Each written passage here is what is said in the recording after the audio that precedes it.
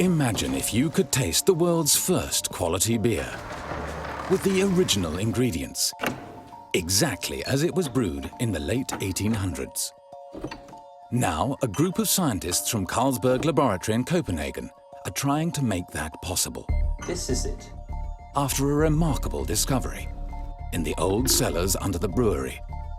It was very, very exciting. It does not happen every day that you find a bottle, intact bottle, with the oldest pure yeast on the planet. It turned out to be one of the very first Carlsberg beers, brewed with the original pure yeast from 1883. It was at Carlsberg's old laboratory that the method of purifying yeast was developed. One of the most important advances ever in the history of beer science. The scientists have miraculously been able to extract living yeast cells from the old bottle, and now they have taken up the huge challenge of trying to recreate the original Carlsberg lager from 1883 using the original pure yeast. In theory possible, but in practice, extremely difficult. This project is for sure going to be a big challenge because we want to do it the authentic way. Nothing should go wrong. Exactly. We only have one shot here. We cannot redo it. We have only one batch of raw materials. We are using varieties that are more than 100 years old. There's a lot of things that can go wrong. Stop. The brewing process itself, it's changed a lot. In a normal situation, we'll have a lot of equipment, but everything is manual. And I'm afraid that we will have some problems in the brew house. We're going to really push the limit. Now we are moving into open waters. I really don't know exactly how they did it in 1880s. We need to figure out how they did it and why they did it. And do it exactly as they were doing this more than 100 years ago. Will the brewing experts be able to find the old recipe, recreate the raw materials for the brew, and make the 130-year-old yeast grow? These will all be essential if they are to succeed in rebrewing the world's first quality lager beer.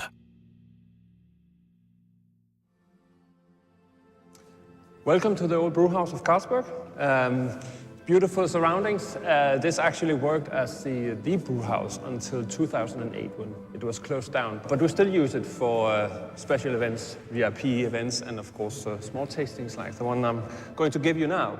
This is Bjarke Bungård. He has a passion for beer and is Carlsberg's beer specialist. He knows every inch of the brewery and is an expert in the history of the company. He's written books about beer and teaches the art of brewing. So what you should expect is a balanced and a very refreshing beer. Cheers.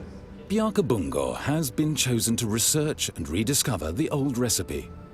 Yeah, beautiful. And all the historical information needed for this project to succeed, ending up with the original Carlsberg lager, as it was made in 1883. There's a lot of things that can go wrong in this project. The brewing process itself, well, it's changed a lot. And at that time, of course, they had great knowledge, but not on the level of details that we have today. So reconstructing and doing the authentic way is difficult because there will be some blind spots that we need to investigate.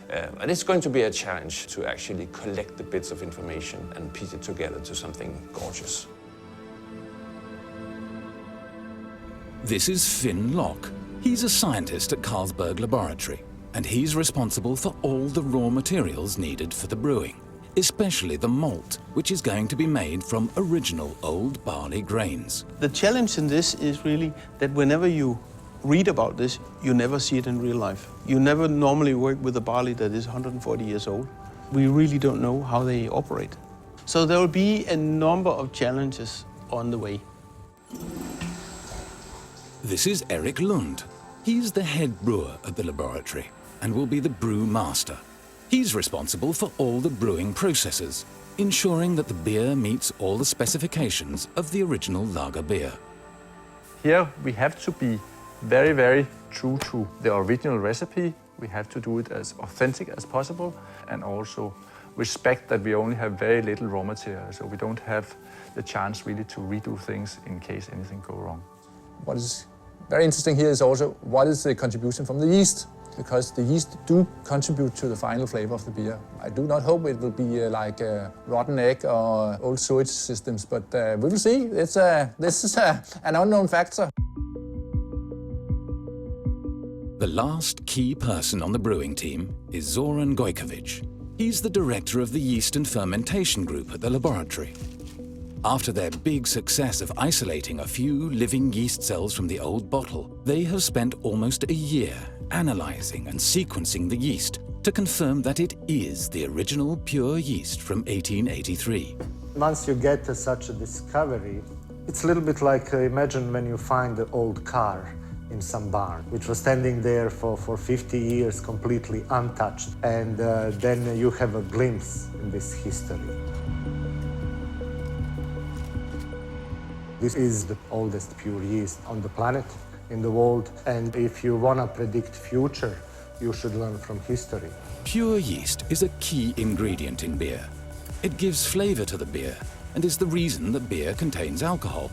It's a microorganism found widely in nature, and in beer brewing, it's responsible for the fermentation process, which converts the sugar to alcohol and produces carbon dioxide, which makes the beer fizzy. So without the yeast, there would be no beer. The old yeast has been kept frozen at -80 degrees Celsius, and it's ready to use. There's no doubt that brewers right around the world owe their techniques of yeast handling, yeast management, pure yeast, to what was discovered at the Carlsberg laboratory. The laboratory was created in 1875 by J.C. Jacobsen, the founder of Carlsberg. He wanted to use science to solve the big problems and challenges brewers had at that time. And he was convinced that he needed to understand the chemistry of beer in order to brew one of the highest quality. He hired leading scientists, and over the years, the laboratory has delivered groundbreaking research. Among other things, it was in this laboratory that the pH scale was invented. But the most important scientific breakthrough happened when Emil Christian Hansen developed the first method for culturing pure yeast. Before purified yeast was discovered, brewers had a lot of problems with yeast quality, with infections in their yeast, and brews often went wrong and had to be thrown away. But this groundbreaking discovery meant that for the first time, brewers could produce a consistent, excellent product every time. I think Carlsberg's purification of yeast was a major discovery that influenced brewers all over the world, and nowhere more than here in America, where, as you know, most of our big brands are lager beers, and they can trace their yeast back to Carlsberg. But instead of sitting on this discovery, patenting it, Carlsberg's founder Jacobsen gave away the pure yeast to brewers everywhere. He saw this advance as something that shouldn't be kept just by one company. It should be used for humanity as a whole. Here we got a letter from a grateful Dutch brewer. He writes, "We are very grateful for the initiatives of the Carlsberg laboratory." And he ends up saying, "Your friendly offer to send me yeast again, I accept with gratitude." In 1876, brewer Jacobsen also established the Carlsberg Foundation to support basic scientific research in Denmark. The ReBrew project is one of the projects they support. The ReBrew project is, to me, a fantastic project. I received a phone call out from the Carlsberg Research Laboratory that they found an old bottle down in the basement, and there might be some yeast in that. And they sent an application to the Carlsberg Foundation, and we basically donated the money immediately. I think it would be fine to have sort of the first launch of the ReBrew in sometime to May. How does that sound to you? That's a very good idea. And May is an excellent time because we have the biggest beer festival in Copenhagen is around that time. Is that feasible, May? That will be with some pressure. It's not, 3.5 months. That's 100 days approximately. It will be quite tight, but I think it should be feasible. We have invited the world press and some ambassadors to an evening dinner there, and also the Danish Crown Prince. The beer better have to be ready a week before then, because I know, of course, this is also a somewhat risky project. There's probably not a lot of room for making failures. So, not only do they have the challenges of the brewing process, but time is not on their side. So Bjarke Bundgaard has called a meeting of the whole brewing team to discuss the tight deadline. So the overall challenge is that we need to do this in 100 days. Is that feasible?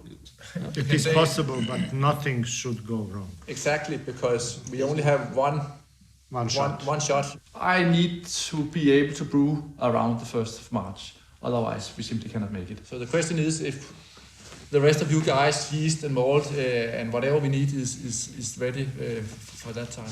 Do you think Yeast you'll should be be able to grow. This is the old yeast, but does not grow very fast. But we need the yeast up soon from the freezer then. I will take it from the freezer immediately, so and we we can can check start it. growing it. And then, of course, yeast is linked. For me, it's bigger worry. Can we have enough malt? I think we have the challenge that we need to produce the malt at least 14 days before. I need you. We will be on time. 100 kilos. We will be on time. But do we have enough material? I think so. We have around 180 kilo, so that's it. Okay, so either it works or we are out. So it's just one trial. Yeah. The brewing team is ready to go ahead. But one crucial thing is missing, the old recipe. So before they can start up the brewing kettles, Bjarke and the brewing experts have to recreate that as well by reading, analyzing and interpreting the old brewing journal. So this is the Brewhouse Journal from 1883 from the archives. And I think we can find some very interesting details in this one. This information is unique, and without this access to this information, we would not have this project. It would not be possible, really.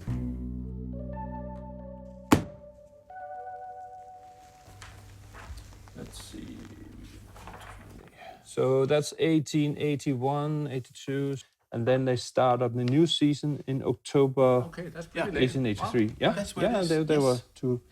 Well, each brew has its own number, as you can see, and it says how much malt was used. I believe it's barrels of malt. Hops is measured in pounds.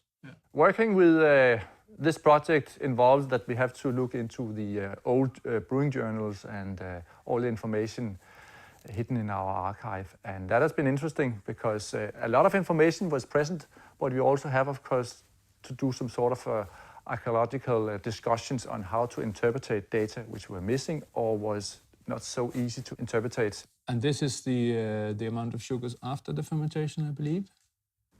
Okay, so From this we can calculate the degree degree of fermentation, yes?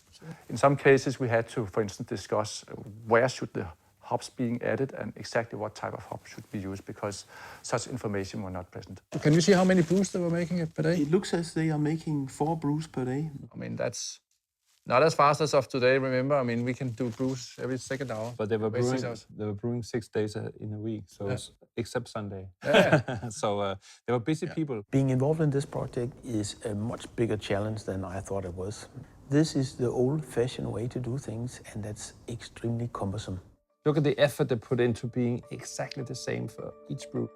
To have this, to have access to this book is on a personal level extremely interesting and fascinating. I know it's to common people this is maybe not the most interesting thing, but for a beer historian and a geek, I would say this is really nice to have access to. So yeah, it's beautiful, basically.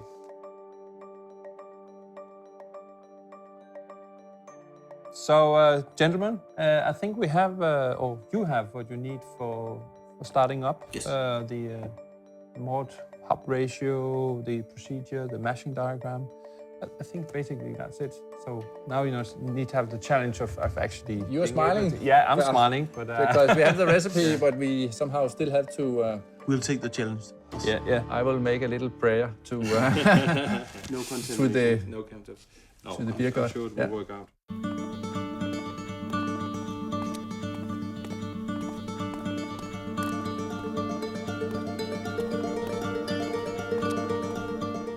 The recreation of the old lager beer can finally begin.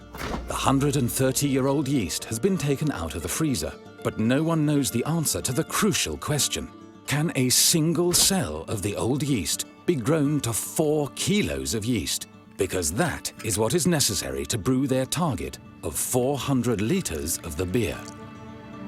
The yeast has now been transferred from the dish to a small amount of wort, and then later to a larger amount, and finally to one of the laboratory's small brewing tanks, all with the purpose of propagating it to a volume of 4 kilos.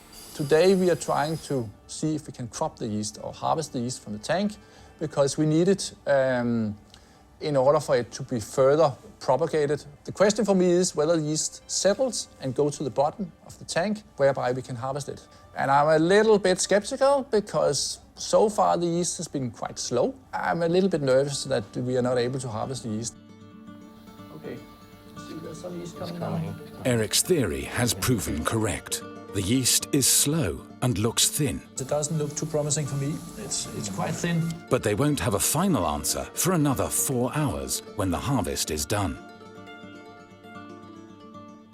Okay, let's see how far we are. Yeah. It's a bit thin now. It looks quite thin, right? I suggest we take a sample just to see the thickness of the yeast because well, I can see the amount, which doesn't look promising, but also to understand how many cells we have in suspension. Could we do that? Yes.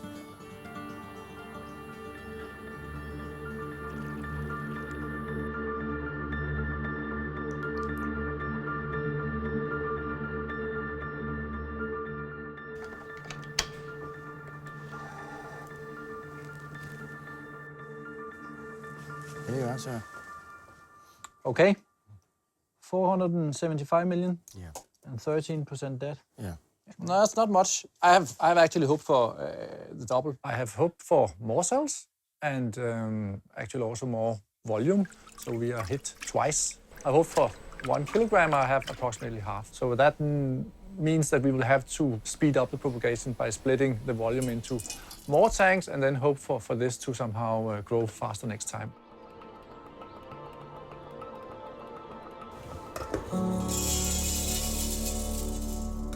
There are 4 main ingredients in beer: yeast, water, hops, and barley. Barley gives beer color, flavor, and sweetness. But before it can be used in the brewing process, it has to be malted. The aim of the malting process is to convert the natural starches found in the barley grain into the sugars that feed the yeast, which in turn converts those sugars into alcohol and carbon dioxide. Today's malting is very much different from the old days. Today it's very automatic, it's large machines.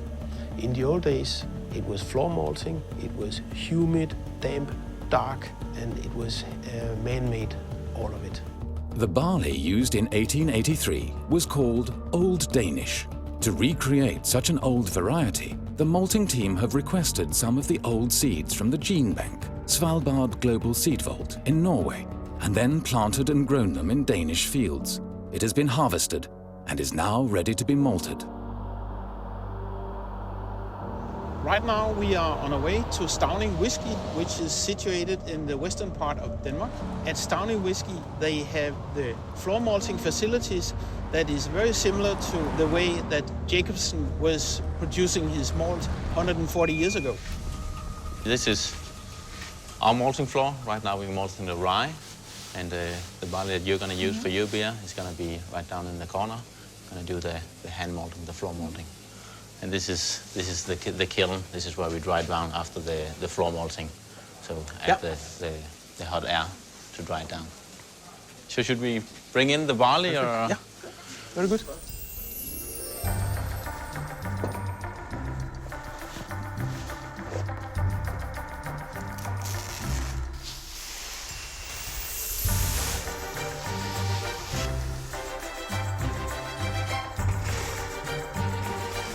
When we do the malting process, we start with barley and we add water to the dry barley grain.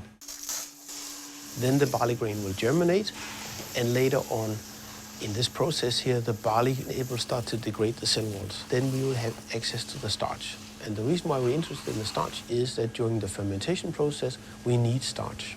The layer should be in the range of 8 to 15 centimeters. The malt should be turned every 12 hours, and it should also have water in between to keep the right moisture.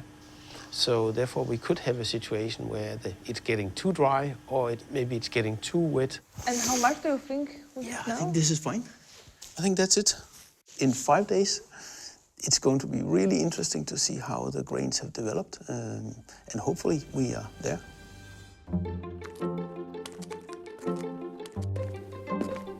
Apart from the brewing process and the choice of raw materials, there's so many other aspects of making this beer authentic. The bottle itself is a project, and I find that extremely fascinating as well, because that really taps into the history of the glassworks of Denmark.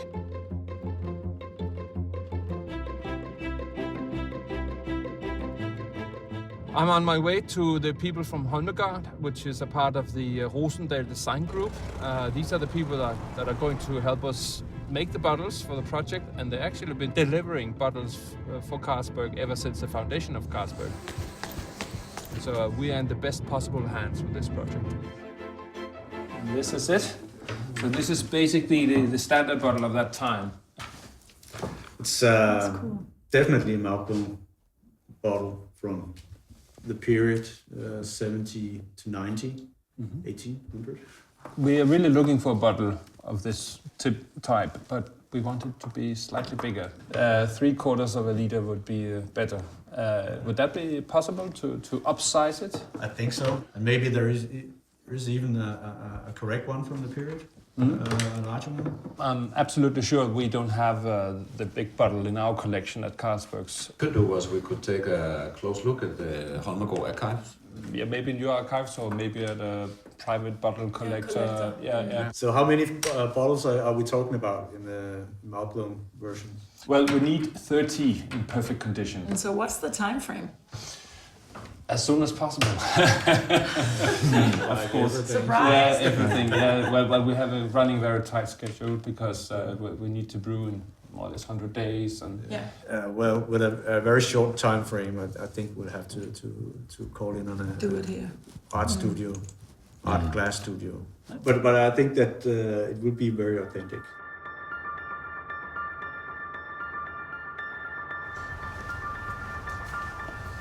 It has now been a week since the first and disappointing harvest of the lager yeast. The batch has been split into 2 tanks in the hope of speeding up the process.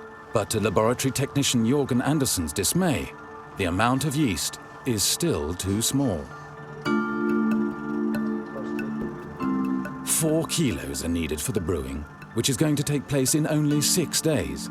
And today, the total amount is only 1.5 kilos, and the yeast is still a little thin. Whatever happens, we will have to grow it further. I need 4 kilograms. If we somehow miss it, one way or the other, then we do have a problem. For the malting team, everything is so far proceeding as planned. At Stauning Whiskey, the barley has been steeped and has been germinating for 5 days. It has been dried and is now back at the laboratory. Today we are receiving the malt from Stauning Whiskey, and we are all excited to see what it looks like, what is the quality, what is the color, what is the flavor. Yeah, there's a very nice flavor. So what does it actually taste like?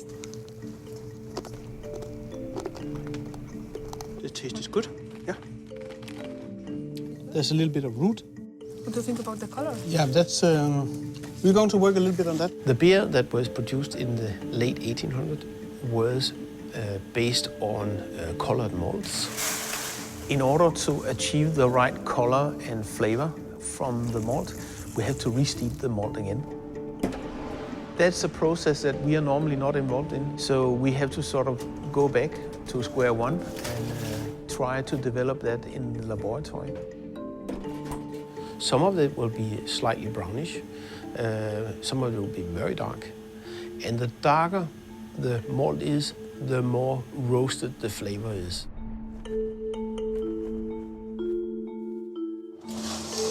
Ah, that's a really nice smell. It got around 6 hours in the oven. It's still too wet. Yes. Yeah. Let's taste it again when it's completely dry. Okay. Yeah. Yes. So now there's only 80 kilos more to go. Let's get to work then. Yes, we're busy.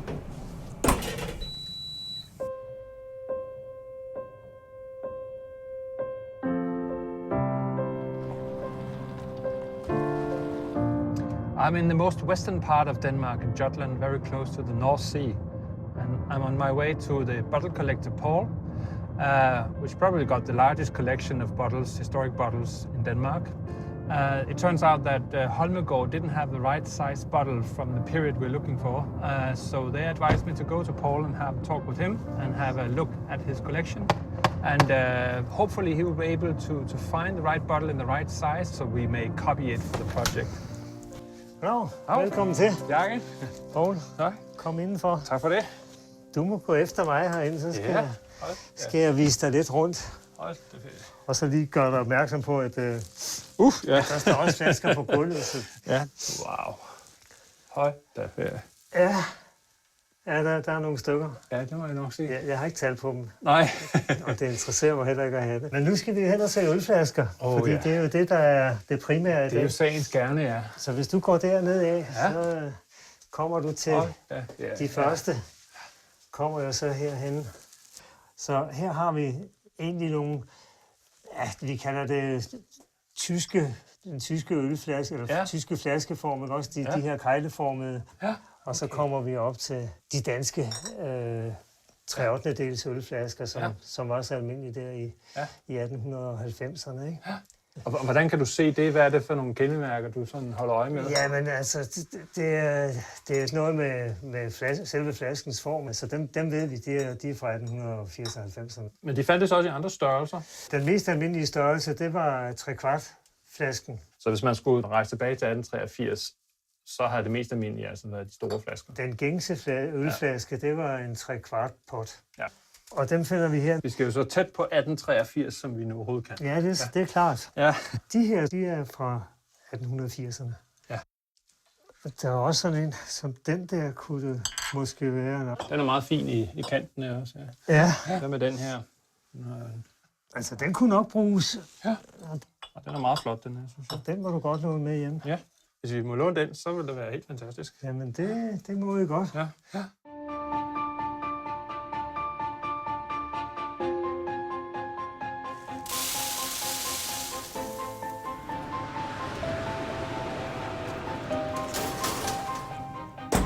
The last 3 days, we have been really struggling. It's definitely more challenging than we thought. It's taken quite a number of attempts. It is difficult to work with floor malted material and then convert that into 3 different types of malt. On top of this, we have to be finished tonight. And luckily, we are actually meeting the requirements. We have the Munich malt and the caramel malt and the black malt. And all of it will go into the beer tomorrow morning. Excellent quality. I'm very relieved because it was a challenge on top of everything else because you have only one shot. Your caramel malt and our chocolate dark malt. Yeah. Quite okay. Yeah, it's nice. And you know, I need it for tomorrow, the malt, because tomorrow is our brewing day. I need in total around 50 kilos of those 3 malts. Yeah, mainly this one. Yeah. Super. We will mix it up according to the old recipe. Yeah. The day for the brewing has finally come. The yeast has been harvested from the tanks and is ready for the brew. I had hoped for 4 kilos. So far we have cropped 2.5. However, the thickness, which is the number of yeast cells in suspension, they are higher, so that will be equivalent to at least 3 kilos. We should have just enough, I do hope. The first step of today's brewing is to crush the malted grains in a mill so it exposes the starchy center of the barley grain. Beer contains approximately 90% water, and the quality is therefore very important. That's why the founder of Carlsberg, J.C. Jacobsen, established the brewery in 1847 in an area of Copenhagen rich in quality groundwater. Laboratory technician Jørgen Andersen has got the water composition formula from 1883 and can now create the correct mix of carbonate, sodium, chloride, sulfate, calcium and magnesium and add it to pure water. Now the malt can be added and, mixed with the water, becomes the substance known as mash. This is a very old variety of barley which has been used many, many years ago, and barley used for brewing today is much more tuned to be used for brewing, and therefore they are much easier to use. And I'm a little bit afraid that we will have some problems in the brew house. And the main problem will be that we cannot filter what is called the mash into a clear wort, because there's a lot of particles and substances in it which makes it difficult to filter. And today, normal brewing, we can solve that by using enzymes and all fancy technical solutions. But of course, we cannot do that today because we will use it, or we will use the brewing techniques of that time. Brewmaster Erik Lund's concern has become reality. The old barley grains have blocked the system. It's not working.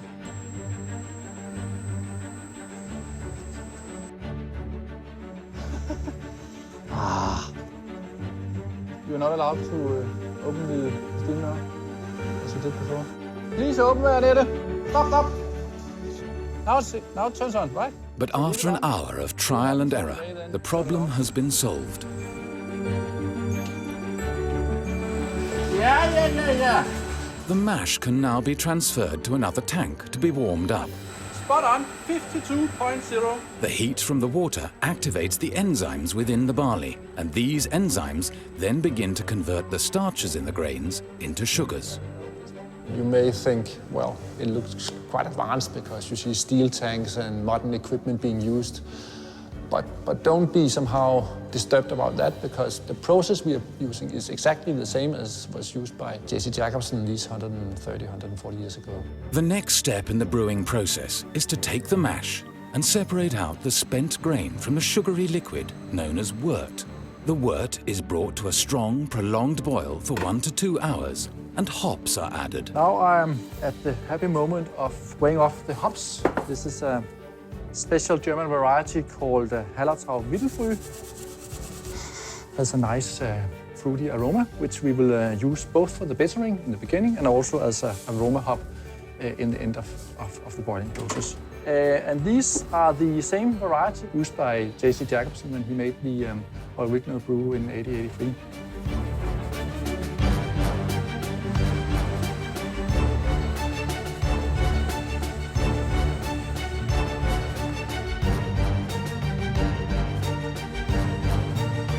Yes. The last process is the fermentation of the lager. The wort is cooled, moved to the fermentation tank, and 2.5 kilos of the old yeast is added. The main job for the yeast is to convert all the sugars into alcohol and CO2, and hopefully also a nice flavor. That would be interesting to see. They now have to wait 2 weeks while the beer is fermenting at 10 to 12 degrees Celsius before they can get an indication of the taste.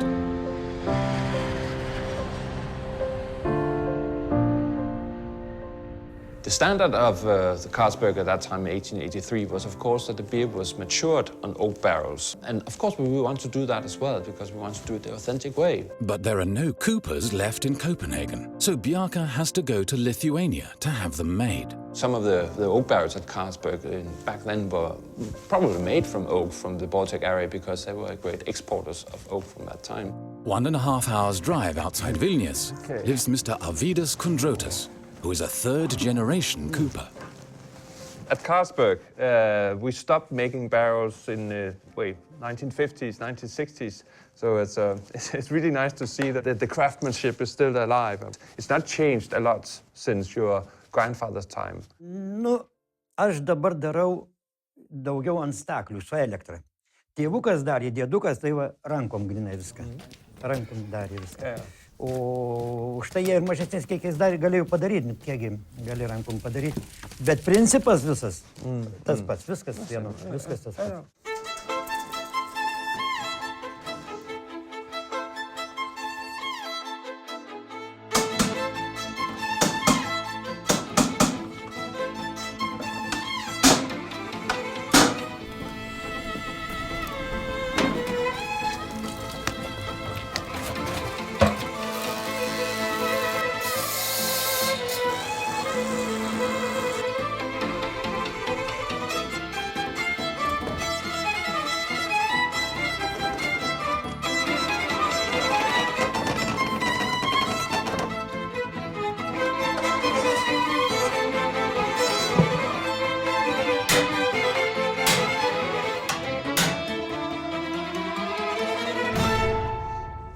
just got a small sneak premiere to test on this almost finished barrel.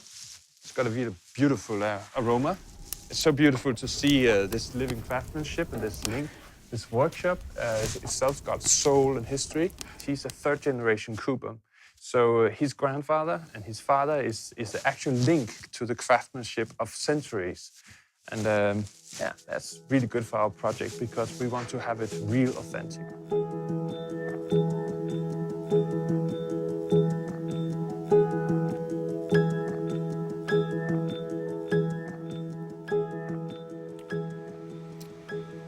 It's early days, and you can taste that it's fermenting, but it's still young beer. There are still a few days for the old yeast to do its job in the fermentation process.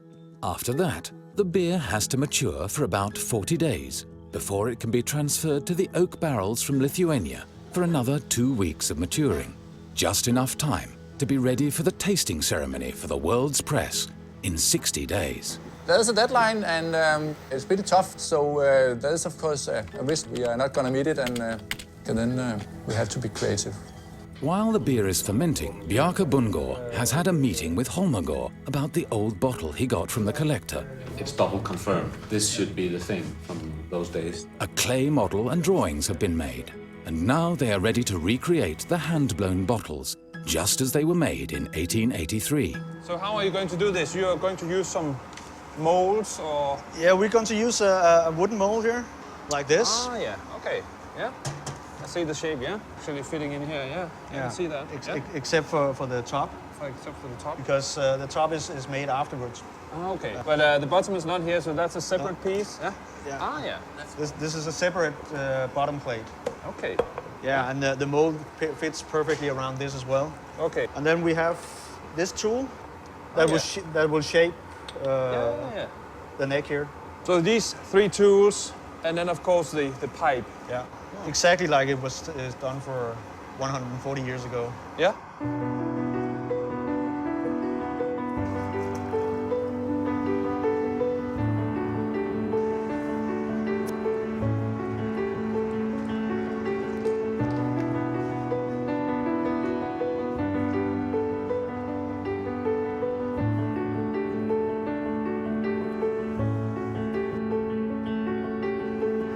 Ja, lad os prøve at se.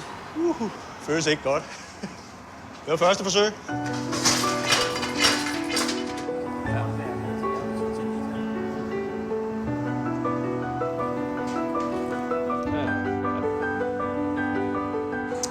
I'm really enjoying myself to look at this craftsmanship and actually get this feeling about how the bottles are done at that time. To me, it's really a great thing. Again, I have so much theory and so many books, but this is alive, and to me, that's really important.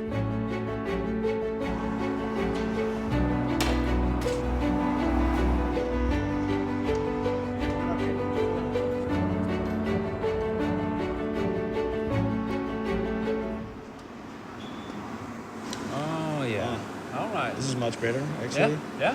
There's still something about the neck, Yeah. and also we had to address the top as well. Yeah, and of course the final bottle is going to have this color, right? Something similar. I think that's a very good start. Yeah, actually definitely. so. Yeah.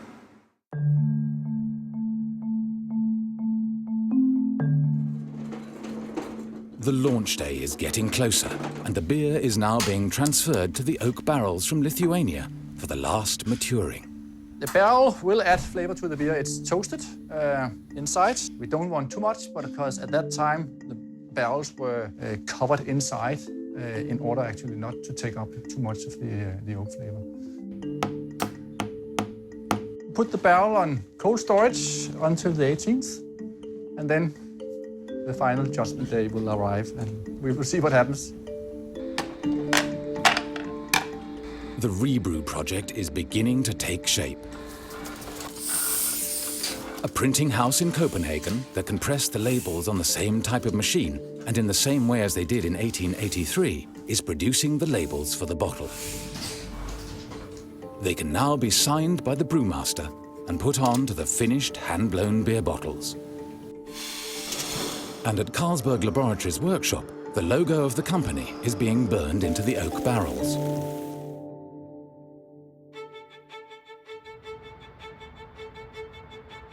This is an exciting day. I mean, this will be the day where we get a chance to really, for the first time, to taste the beer, which has now been rebrewed. Mr. Jacobsen was a fantastic man. I'm wondering what would he actually say today, and would he also like to taste the beer? I'm pretty sure he would. The world's press and many beer specialists and writers are arriving. Soon, they will be the first people to taste the beer, along with the staff of the laboratory. Well, this day is something that we have looked forward to for a long time, and well, I'm a bit anxious. My nerves are a little edgy because what are they going to respond to this beer?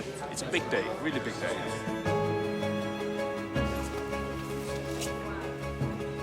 The moment has come. I can promise there's a few nervous people in this room. This is a real exciting moment. I think I can't sort of wait any longer now, so I think we will pull in our brewmaster here. Erik Lund will now sort of open the barrel there and see what comes out.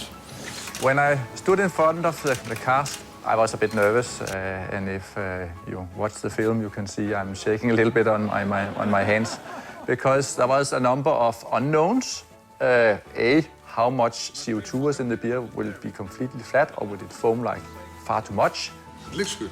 It looks good. Yeah, still foaming. And also, of course, what would be the reaction a few seconds later when it was tasted by our CEO and our chairman. Yes. Fine. Yeah. The ReBrew. Cheers.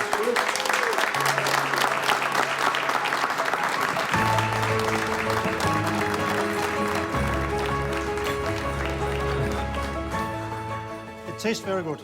Jacobsen would be proud. He was very much focused on quality and craft brewing and so forth here. I think it's a fantastic thing we have here today. Yeah. I'm happy. This is, as you can see, people are asking for refills, so it seems that we have managed to brew good beer. It's a lovely tasting beer. It's very malt forward. The aromatics are very interesting, and I think that probably goes down to the yeast. To see even a few cells of this yeast come through, are amazing. 1883 is when things started to get kind of good. Before that, you kind of never quite knew. I could definitely drink 3 or 4 of these. It's really pretty good. Definitely a fun experiment. I'll be happy to drink more this evening. Yeah. Yeah. You know what does it taste? Good old days. The floor malting makes it slightly more lively, so that's what we're after. It was maybe a yeast that was hard to get alive, but it's alive. I, of course, had this in mind that I would get a taste and a sip of history. That was the whole objective of it. And my feeling was that was exactly what we were doing. It turned out exactly as I hoped.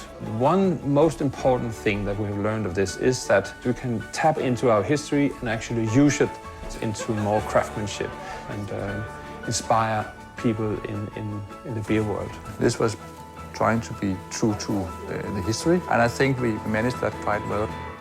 Using old brewing methods gave a quite unique and new aroma to the beer, some nutty, some spicy aromas to the final beer. And bottle number 1 would give it to you, Your High Highness. The only thing is that this is not pasteurized beer, so you should either drink it within the first 30 days or you should never drink it. In the future, science will be very, very important for the beer because there is still things we don't understand. And of course, you start to get inspired of could you do other stuff, and I've discussed with some of my colleagues whether we should try to do another exercise. And we are actually going to make a Dortmunder next week.